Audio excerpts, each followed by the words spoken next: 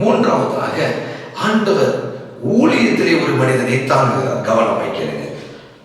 ஊழியத்திலே நல்ல ஊழியம் செய்கிறவர்களாக இருக்கலாம், ஜெப ஊழியமாக இருக்கலாம், தங்கக்கூடிய ஊழியமாக இருக்கலாம், சுவிசேஷத்தை அறிவிக்கக்கூடிய ஊழியமாக இருக்கலாம். எப்படிப்பட்ட சூழ்நிலைகளாக இருந்தாலும் ஊழியத்திலே தேவன் தாங்குகிறவராக இருக்கிறார். ஊழிய பிள்ளைகளுக்கு அநேக நேரத்தில் வரக்கூடிய பிரச்சனை மனசோர்வுகள், மன மடிவுகளை உண்டாக்குகிறார். வேதம் இங்கே ஒவ்வொரு மனிதனை குறைத்து காண்பிக்கிறேன். ஊழியத்தில் ஊழியத்தை செய்து கொண்டிருக்கும் போது ஊழியத்தில் வரக்கூடிய பாடுகள், சோர்வுகள்ல தேவன் தாங்குகிறாரா? எஸ், நிச்சயமாக தாங்குகிறார். 1 ராஜாக்களின் புஸ்தகத்துல 19ஆம் அதிகாரம் 1-2 வசனங்கள் இப்படியாய் சொல்லுகிறது. கொஞ்சம் கவனமாய்க்கிறேன்.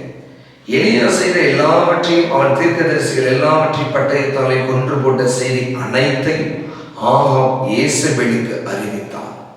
அப்பொழுது யேசபேல் எலியாவின் இடத்தில் ஆள் அனுப்பி, அவர்களில் ஒவ்வொருவருடைய பிராணுக்கு செய்யப்பட்டது போல நான் நாளை இந்நேரத்தில் உன் பிராணனுக்கு செய்யாதே போனால் தேவர்கள் அதற்கு சரியாகவும் அதற்கு அதிகமாகவும் எனக்கு செய்ய கடவர்கள் என்று சொல்ல சொன்னார். சார், இந்த யேசபேல் யார்? இந்த யேசபேலுடைய ஆவி, பயமுறுத்துகிற ஆவி. அதை 2 ராஜாக்களுடைய புஸ்தகம் 9ஆவது அதிகாரத்திலேயே 22வது வசனம் சொல்லுகிறது. யோராம் யெகூவை கண்டவுடனே யெகூவே சமாதானமா என்றான். அதற்கு யெகூ, உன் தாயாகி யேசபேலின் வேசித்தனங்களும் அவருடைய பில்லி சூனியங்களும் இத்தனை ஏராளமாய் இருக்கையில் சமாதானம் ஏது என்றார். யேசுவினுடைய ஆவி, வேசித்தனங்களும் அவருடைய பில்லி சூனியத்தினுடைய ஆவி, வேசித்தனத்தினுடைய ஆவி மாத்திரமல்ல, பயமுறுத்துகிற ஆவி.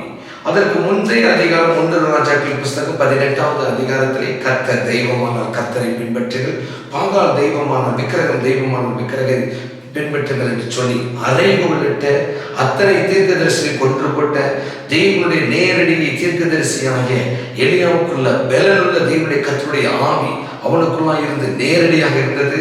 அவன் அது என்ன சொல்றது, தேவன் அவன் கூப்பிடையில் கர்த்தர் கேட்டான். அவனுடைய இருதயத்தை சரிபடுத்தி பலிபீடங்களை கட்டும் பொழுது கர்த்தருடைய அக்கினி இறங்கி இவன் அது என்ன சொல்றது, எலியாவை தேவனுடைய ஆவியானவர் நிரப்பி மாத்திரமல்ல, எலியாவுடைய வார்த்தைகளை கொண்டு கர்த்தர் கிரியை செய்தார். அப்படிப்பட்ட எலியா தேவனுக்காக பலத்த கிரிகளை செய்த, பலத்த வல்லமைகளை பெற்றிருந்த அந்த மனிதனுக்குள்ளாக ஒரு பெரிய கவனம் என்ன செய்யறான்? யேசபேல் சொல்றான், இந்த தீர்க்கதரிசி செய்யப்பட்டது போல நாளைக்கு உன்னை இதே மாதிரி செய்வேன்னு சொன்ன அந்த வார்த்தையின் நிமித்தம் அவன் என்ன ஓடி போய் அவன் சூரிய செடியிலே உட்கார்ந்து வேதனையோடு கண்டிருக்கான். அன்பு தெய்வ பிள்ளைகளே, இந்த ஊழியத்திலே ஆண்டவருக்காக நீ வைராக்கியமாய் எரிந்து பிரகாசித்த நாட்களை நீ நினைத்து பார் என்று தேவன் உனக்கு அறைகோல் இடுகிறார். தேவன் உன்னை வைத்து செய்த நன்மைகளை, அற்புதங்களை, அடையாளங்களை, தேவனுடைய வாஞ்சைகளை, தேவனுடைய கிருபையின் ஆவியை, தேவன் உன் மீது ஊற்றின அந்த ஜெப ஆவியை கொஞ்சம் நினைத்து பார் என்று தேவன் இருக்கிறார். உன் வாயிலை வைக்கப்பட்ட தேவனுடைய வார்த்தை அநேகருக்குள்ளாக அது கடைந்து சென்று அது தேவனுடைய ரட்சிப்பை கொண்டு வந்ததை நினைத்து பார் என்று இந்த ஆண்டவர் இடைபடுகிறார் உன்னோடு. ஐயா, அப்படியெல்லாம் நான் இருந்தேனே, ஆண்டவருக்காக பலத்த கிரியைகளை செஞ்சேன், ஆண்டவருக்காக இயேசுவை அறிந்து கொண்டேன், ஆண்டவருடைய ராஜ்யத்திற்காக என்னுடைய காரியங்களை செய்தேன், தான தர்மங்கள் செய்தேன், சுவிசேஷத்தை அறிவித்தேன், கண்ணீரோடு அழுது ஜெபித்தேன், ஊழியத்தை செய்தேன். ஆனா என்னுடைய வாழ்க்கையிலே ஒரு பெரிய பாடுகள் அல்லது சோர்வுகள் என்ன தெரியுதுன்னு தெரியல.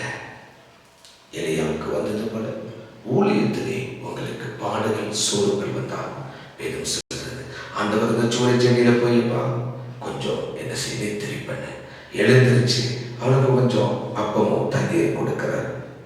அப்பையும் அவன் சாப்பிட்டு மறுபடியுமாக போஜனம் பண்ணி மறுபடியுமாக நான் தூங்கிவிட்டான். வேதம் சொல்லுகிறது, உன்னுடைய ஊழியத்தினுடைய பாதைகளிலே சோர்வுகளும் பலவீனங்களும் பாடுகளும் வரும் பொழுது முதலாவது பிசாசு கொண்டாடக்கூடிய முதல் காரியம் மன சோர்வை கொண்டு வருகிறார். அவ்வளோ ஊழியத்துல வைராக்கியமா இருந்த தீர்க்கதரிசியாகிய எலியாவுக்கு ஒரு மனசோர்வு வந்துச்சு. இந்த ஊழியத்துல முதல்ல உங்களுக்கு கொண்டாடக்கூடியது மனசோர்வு. இந்த மன சோர்வு அடைஞ்சா அதுக்கப்புறம் நீ ஜெபிக்க முடியாது, பைபிள் படிக்க முடியாது, வேதத்தை தியானிக்க முடியாது, ஊழியத்தை இயேசு கிறிஸ்துவை சொல்ல முடியாது, அறிவிக்க முடியாது. அப்படி மனசோர்வை கொண்டு போகிறது என்ன செய்யுது? ஜெபிக்கலான்னு எழுந்திருக்கும் போது அந்த மனசோர்வு உன்னை மறுபடியும் படுக்க வச்சு உன்னை எழுந்திருக்க வைக்காது. நல்ல கவனமாக கேளுங்க. உன்னை செயல்படுத்த விடாமல் அப்படியே படுத்தே கிடப்ப, சோர்ந்து போய் கிடப்ப, ஒரு மூலையில ஒதுங்கி கிடப்ப. கர்த்தர் இன்றைக்கு ஆவியானவர் என்ன சொல்றது? தீர்க்கதரிசியாகி எலியாவை ஒரு தூதன் தட்டி எழுப்புறது போல இதை கேட்டுக்கொண்டிருக்க நண்பு தேவ பிள்ளை, உன்னை கர்த்தர் தட்டி எழுப்ப விரும்புகிறார். உன்னுடைய ஊழியத்திலே வந்த சோர்வுகள் நிமித்தமாக, பலவீனத்தை நிமித்தமாக, அந்த பாடுகள் நிமித்தமாக நீ மனமுடைந்து மனசோர்வடைந்து போய் படுத்து நித்திரை கொண்டிருக்கிறாயா? கர்த்தர் இன்றைக்கு உன்னை தட்டி எழுப்புகிறார். கர்த்தருடைய அக்கினி உன்னை தட்டி எழுப்ப இன்றைக்கு கடந்து வருகிறது. தேவ ஜனமே, ஊழியத்தை நீ செய்து முடிக்கும் பொழுது, ஊழியத்துக்குள்ளாக நீ போகும் பொழுது ஒரு பெரிய மனசோர்வை கொண்டு வந்தான் பிசாசு. இன்றைக்கு ஆண்டவர் அதனை உன்னை தாங்குகிறார். ஊழியத்திலே அவருடைய கிருபை உன்னை தாங்குகிறது. உடைக்கப்பட்ட நேரம் எல்லாம் என்னை தாங்கினது அந்த கிருபையா. என்னை உருவாக்கும் பொழுதெல்லாம் என்னை தாங்கினது அந்த கிருபை. என்னை உருவாக்கும் பொழுதும் உடைக்கும் பொழுதும் இந்த கிருபையை தாங்குகிறது. ஏன்னா இந்த கிருபை இல்லாமல் நான் இல்லை, இந்த கிருபை இல்லாமல் நான் இல்லை. இந்த இயேசுவை தாங்குகிறார். என் சோர்வான பகுதிகள் அந்த இயேசுவை தாங்குகிறார். என்னால் செயல்படுத்த முடியாத அவமானத்தில் இருக்கிறனே, இயேசு உன்னை தாங்குகிறார். இயேசு இந்த ஊழியத்தின் நிமித்தமாக தாங்குகிறார். தேவன் இந்த ஊழியத்தின் நிமித்த கர்த்தருக்காக நீ பாராட்டின வைராக்கியமில்லை, உன்னை தாங்குகிறார் ஆண்டவர். எழுந்து நீ தேவனுக்காக செயல்படு என்று மூன்றாவதாக ஆண்டவர் இந்த ஊழியத்திலே தாங்குகிறார். நீ ஊழியத்தை செய்து முடிச்சு அதுக்கப்புறம் கட்டாயமாக எல்லா மனிதனுக்கும் சோர்வுகளை விசாசம் பண்ணார். ஒரு ஊழியத்தை பயங்கரமாக போய் செஞ்சிருப்பீங்க, பயங்கரமாக போய் ஜெபித்திருப்பீங்க, ஆன்லைன் பிரேயர் நடத்திருப்பீங்க. இந்த ஊழியத்தை பயங்கரமாக ஆண்டவருக்கு அங்கே விக்கிரகத்துக்கு விரோதமாக வைராக்கியம் நின்றுருப்பீங்க. அப்போ என்ன வரும்? சோர்வு வரும். முடிஞ்சிட்டு வந்தோடனே ஒரு பெரிய சோர்வு, நம்மளுடைய பலவீனமோ நம்முடைய குடும்பத்திலையும் காரியங்களையும் ஒரு சோர்வு கொண்டாடுவோம். அப்போ என்ன செஞ்சோம்? அநேக நேரங்களில் சோர்ந்து போயா, போதும் கர்த்தாவே, இதுக்கு மேலே ஜெபம் பண்ணாண்டவரே, இதுக்கு மேலே நான் என்ன சுவாமி சொல்ல போறேன், இதுக்கு மேலே சுவிசேஷம் சொல்றதுக்கு எனக்கு விருப்பம் இல்லப்பா, என் வாழ்க்கையில ஒரு நன்மையும் நடக்கலாம்ன்றதை அப்படிங்கிற மனசோர்வையும் மன காரியங்களையும் அவன் கொண்டு வருகிறான். பயத்தை கொண்டு வருவோம், மனசோர்வை கொண்டு வருவோம். சோர்வு வந்த அநேக நேரங்களில் நீ படுத்துக் கொள்வாய், நீ ஜெபிக்க முடியாது. தேவ பிள்ளை, இந்த 3 காரியங்கள் உன்னுடைய ஊழியத்தில் இருந்தாலும் கர்த்தர் உன்னை தாங்குகிறார். அவருடைய வலதுகரம் உன்னை தாங்குகிறது.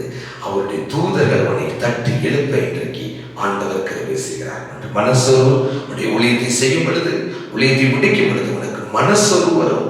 2வது பயத்தை கொண்டு வருவோம் பிசாசு. 3வது சோர்வு தான். நிறைய நேரம் படுத்து ஜெபிக்க முடியாது, மறுபடியும் எழுந்து பிரகாசிக்க முடியாது. ஆண்டவரே, ஒருவேளை ஆண்டவரே இயேசுவின் ஆவி போல என்னை அலக்கழிக்கக்கூடிய மனுஷீக கிரியைகள் அநேகங்களாக இருந்தாலும் இந்த கிருபையினுடைய கிருபை, ஆண்டவரே கிருபையினுடைய வல்லமை என்னை தாங்கும்படியாக அந்த ஊழியத்திலே என்னை ஒப்புக் கொடுக்க சொல்லும்போது, கர்த்தர் ஊழிய பாடுகளிலே சோர்வுகளிலே தேவன் தம்முடைய கிருபையினாலே உங்களை தாங்குகிறார். ஆண்டவருடைய கரங்கள் உங்கள் மீது நீட்டப்படுகிறது. கர்த்தர் உன்னை தாங்கி தப்புவிக்க அவர் உண்மையில் அவராயிருக்கிறார். அவருடைய நாமம் மகிமைப்படுவதாக.